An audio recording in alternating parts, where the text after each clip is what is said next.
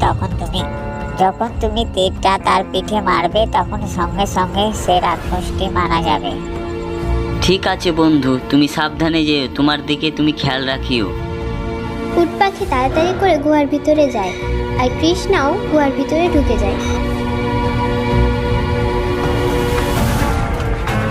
হি হি হি হি হি হি হো হো হো হো হো হো। বাহ, শিকার তো আমার কাছে নিজে থেকেই ধরা দিচ্ছে। আজকে তোর হাড্ডি আমি চাবিয়ে চাবিয়ে খাবো। হু হু হু হু হু হু হু হু। দানব যখনই উট পাখিটির ওপর হামলা করতে যায় উট পাখি উড়ে যায় আর পিছন দিক থেকে কৃষ্ণা তীর মেরে দেয়। কে আমাকে তীর মেরেছে, আমি ওকে ছাড়বো না। এটা বলে দানবটি মাটিতে পড়ে যায় আর সেখানেই সে মারা যায়।